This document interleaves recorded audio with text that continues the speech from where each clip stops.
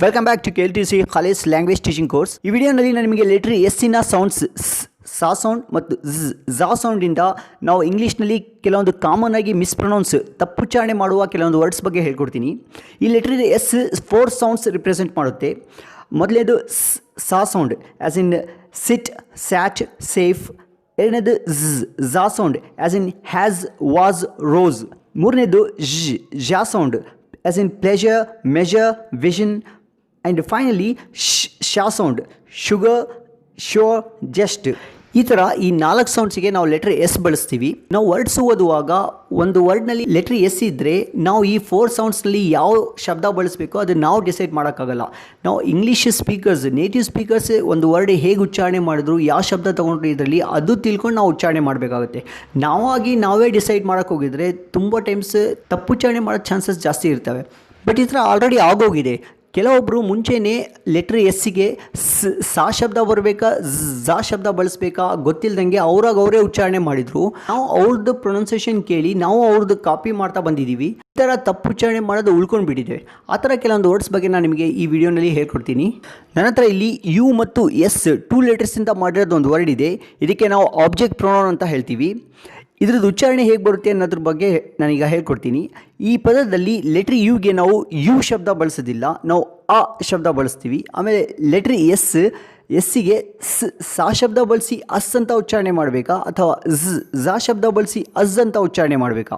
ನಾವು ತುಂಬ ಜನ ಇದಕ್ಕೆ ಝಾ ಶಬ್ದ ಬಳಸಿ ಅಸ್ ಅಂತ ಉಚ್ಚಾರಣೆ ಮಾಡ್ತೀವಿ. But it's incorrect pronunciation. ಇದು ತಪ್ಪು ಉಚ್ಚಾರಣೆ ಆಗ್ತಿರೋದು.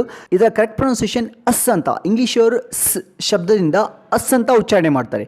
ಸೊ ಇಲ್ಲಿ ನಮಗೆ ಅಸ್ ಅನ್ನೋದು ತಪ್ಪುಚ್ಚಾರಣೆ ಅಂತ ಗೊತ್ತಾಯಿತು. ಈ ಥರ ಇನ್ನೂ ತುಂಬ ವರ್ಡ್ಸ್ ಇದ್ದಾವೆ. ನಾನು ನಿಮಗೆ ಒಂದೊಂದು ಅಂತ ಕೆಲವೊಂದು ವರ್ಡ್ಸ್ ಹೇಳ್ಕೊಡ್ತೀನಿ. ಇಲ್ಲಿ ನಾನು ಶಬ್ದ ಮತ್ತು ಶಬ್ದಕ್ಕೆ 2 ಭಾಗಗಳು ಮಾಡ್ಕೊಂಡಿದ್ದೀನಿ. ಆಮೇಲೆ ಇವು ಸ್ಲ್ಯಾಶ್ ಮಾರ್ಕ್ಸ್ ಒಳಗಡೆ ಇದಾವಲ್ಲ, ಇವು ಎಸ್ ಮತ್ತು ಝೆಡ್ ಲೆಟರ್ಸ್ ಅಲ್ಲ, ಇವು ಫೊನೆಟಿಕ್ ಸಿಂಬಲ್ಸ್. ಇವು ಫೋನಿಮ್ಸ್, ಸೌಂಡ್ಸ್ ರಿಪ್ರೆಸೆಂಟ್ ಮಾಡೋಕ್ಕೆ ಬರೋದು. ಇದು ಲೆಫ್ಟ್ ಸೈಡ್ನಲ್ಲಿರೋದು ಶಬ್ದ. ಈ ಶಬ್ದ ರಿಪ್ರೆಸೆಂಟ್ ಮಾಡೋಕ್ಕೆ ನಾವು ಎಸ್ ಮತ್ತು ಸಿ ಲೆಟರ್ಸ್ ಬಳಸ್ತೀವಿ. ಆಮೇಲೆ ಈ ರೈಟ್ ಸೈಡ್ನಲ್ಲಿ ಇರೋದು ಶಬ್ದ. ಇದಕ್ಕೆ ನಾವು ಎಸ್ ಮತ್ತು ಝೆಡ್ ಲೆಟರ್ಸ್ ಬಳಸ್ತೀವಿ.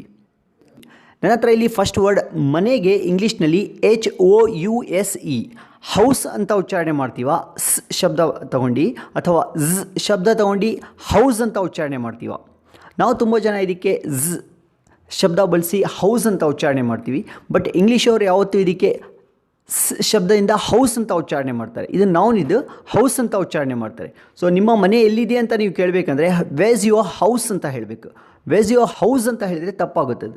ಹಾಗೆ ಇನ್ನೊಂದು ವರ್ಡ್ MOUSE, ಇದು ಇಲಿ ಇದೆಯಲ್ಲ ಪ್ರಾಣಿ, ಅದಕ್ಕೆ ಇಂಗ್ಲೀಷ್ನಲ್ಲಿ ಮೌಸ್ ಅಂತ ಉಚ್ಚಾರಣೆ ಮಾಡ್ತೀರಾ ಅಥವಾ ಶಬ್ದ ಬಳಸಿ ಮೌಸ್ ಅಂತ ಉಚ್ಚಾರಣೆ ಮಾಡಬೇಕಾ?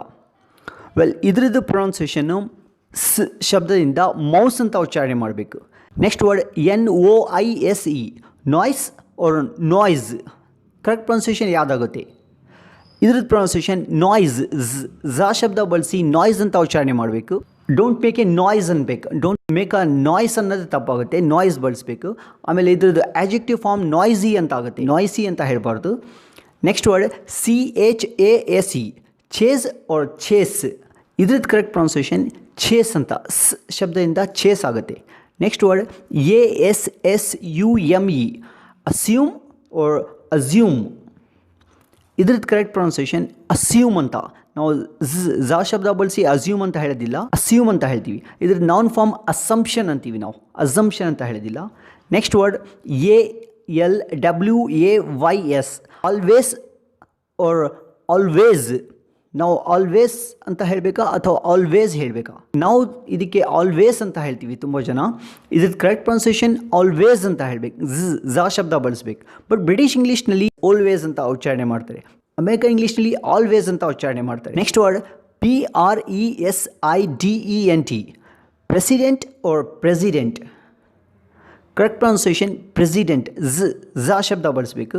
ನೆಕ್ಸ್ಟ್ ವರ್ಡ್ ABSENT ಗೈರಾಜರಾಗಿರ್ತಾರಲ್ಲ, ಇದಕ್ಕೆ ಆಬ್ಸೆಂಟ್ ಅನ್ಬೇಕಾ ಅಥವಾ ಅಬ್ಸೆಂಟ್ ಅಂತ ಉಚ್ಚಾರಣೆ ಮಾಡಬೇಕಾ? ಇದ್ರದ್ದು ಪ್ರೊನೌನ್ಸಿಯೇಷನ್ ಅಬ್ಸೆಂಟ್. ಸಾ ಶಬ್ದ ಬಳಸಿ ಆಬ್ಸೆಂಟ್ ಅಂತ ಉಚ್ಚಾರಣೆ ಮಾಡೋದು ಕರೆಕ್ಟ್ ಪ್ರೊನೌನ್ಸಿಯೇಷನ್ ಆಗುತ್ತೆ. ಹೀಗೆಯೇ ನೇಮ್ಸ್ ಆಫ್ ಡೇಸ್ನಲ್ಲೂ ಲೆಟರ್ ಎಸ್ ಇದೆ. ಅವುಗೆ ನಾವು ಶಬ್ದ ಮತ್ತು ಶಬ್ದ ಯಾವ್ದು ಬಳಸ್ತಾರೆ ಅದು ನೋಡೋಣ. ಫಸ್ಟ್ ವರ್ಡ್ ಮಂಗಳವಾರಗೆ TUESDAY. ನಾವು ಇದಕ್ಕೆ ಟ್ಯೂಸ್ಡೇ ಅಂತ ಹೇಳಬೇಕಾ ಅಥವಾ ಟ್ಯೂಸ್ಡೇ ಅಂತ ಹೇಳಬೇಕಾ? ನಾವು ತುಂಬ ಜನ ಇದಕ್ಕೆ ಸಾ ಶಬ್ದ ಬಳಸಿ ಟ್ಯೂಸ್ಡೇ ಅಂತ ಹೇಳ್ತೀವಿ, but it's correct pronunciation is Tuesday. ಶಬ್ದ ಬಳಸಿ ಟ್ಯೂಸ್ಡೇ ಈ ಥರ ಹೇಳಬೇಕಾಗುತ್ತೆ. ನೆಕ್ಸ್ಟ್ ಬುಧವಾರ, WEDNESDAY. ಇದಕ್ಕೆ ತುಂಬ ಜನ ವೆಡ್ನೆಸ್ಡೇ ಅಂತ ಹೇಳ್ತಾರೆ. ಇದು ತಪ್ಪಿದು. ಇದರಲ್ಲಿ ಲೆಟ್ರಿ ಡಿ ಸೈಲೆಂಟ್ ಆಗಿರುತ್ತೆ. ನಾವು ಡಿ ಸೈಲೆಂಟ್ ಆಗಿದ್ಮೇಲೆ ವೆನ್ಸ್ಡೇ ಅಂತ ಹೇಳಬೇಕಾ ಅಥವಾ ವೆನ್ಸ್ಡೇ ಅಂತ ಹೇಳಬೇಕಾ? ನಾವು ಇದರಲ್ಲೂ ಲೆಟ್ರಿ ಎಸ್ಸಿಗೆ ಝಾ ಸೌಂಡ್ ಯೂಸ್ ಮಾಡ್ತೀವಿ. ವೆನ್ಸ್ಡೇ ಅಂತ ಉಚ್ಚಾರಣೆ ಮಾಡ್ತೀವಿ, ನಾವು ವೆನ್ಸ್ಡೇ ಅಂತ ಹೇಳೋದಿಲ್ಲ. ನೆಕ್ಸ್ಟ್ ಮೂರನೇದು ಗುರುವಾರ. ಗುರುವಾರಕ್ಕೆ THURSDAY, ಥರ್ಸ್ಡೇ ಅಥವಾ ಥರ್ಸ್ಡೇ. ಇದರಲ್ಲೂ ನಾವು ಲೆಟ್ರಿ ಎಸ್ಸಿಗೆ ಝಾ ಶಬ್ದ ಬಳಸಿ ಥರ್ಸ್ಡೇ ಅಂತ ಉಚ್ಚಾರಣೆ ಮಾಡ್ತೀವಿ. Next INCREASE, increase R increase. ಈ ಪದ ಸಾ ಶಬ್ದದಿಂದ ಇನ್ಕ್ರೀಸ್ ಅಂತ ಉಚ್ಚಾರಣೆ ಮಾಡ್ತೀವಿ. ಹಾಗೆ DECREASE, decrease or decrease. Correct pronunciation decrease, ಸಾ ಶಬ್ದ ಬಳಸಬೇಕು. Next word CLUMSY, clumsy or clumsy. ಇದರಲ್ಲಿ ಝಾ ಶಬ್ದ ಬಳಸಿ ಕ್ಲಮ್ಸಿ ಅಂತ ಉಚ್ಚಾರಣೆ ಮಾಡ್ತೀವಿ. Next CASTLE, castle or castle. ಈ ಪದ ತುಂಬ ಜನ ಝಾ ಶಬ್ದ ಬಳಸಿ ಕ್ಯಾಸಲ್ ಅಂತಾರೆ, ಬಟ್ ಇದ್ರ ಕರೆಕ್ಟ್ ಪ್ರೊನೌನ್ಸಿಯೇಷನ್ ಕ್ಯಾಸಲ್ ಶಬ್ದ ಬಳಸಬೇಕು. ಆ ಶಬ್ದ ಬಳಸಿ ಕಾಸಲ್ ಅಂತ ಹೇಳ್ತಾರೆ ಬ್ರಿಟಿಷ್ ಇಂಗ್ಲೀಷ್ನಲ್ಲಿ. Next word COSMETIC, cosmetic or cosmetic. ಇದರಲ್ಲಿ ನಾವು ಝಾ ಶಬ್ದ ಬಳಸಿ ಕಾಸ್ಮೆಟಿಕ್ ಅಂತ ಹೇಳಬೇಕು. ತುಂಬ ಜನ ಕಾಸ್ಮೆಟಿಕ್ ಅಂತ ಹೇಳ್ತಾರೆ, ತಪ್ಪದು. Next JASMINE, jasmine or jasmine. ಇದ್ರದ್ದು ಕರೆಕ್ಟ್ ಪ್ರೊನೌನ್ಸಿಯೇಷನ್ ಜಾಸ್ಮಿನ್ ಅಂತ ಹೇಳಬೇಕು. Next PLASMA, plasma or plasma. ಇದ್ರದ್ದು ಕರೆಕ್ಟ್ ಪ್ರೊನೌನ್ಸಿಯೇಷನ್ ಪ್ಲಾಸ್ಮಾ, ಶಬ್ದ ಸರಿ ಇದು. Next word NEWS, news or news. ಈ ಪದದಲ್ಲೂ ನಾವು ಶಬ್ದ ಬಳಸಿ ನ್ಯೂಸ್ ಅಂತ ಹೇಳ್ತೀವಿ, ನ್ಯೂಸ್ ತಪ್ಪಾಗುತ್ತೆ.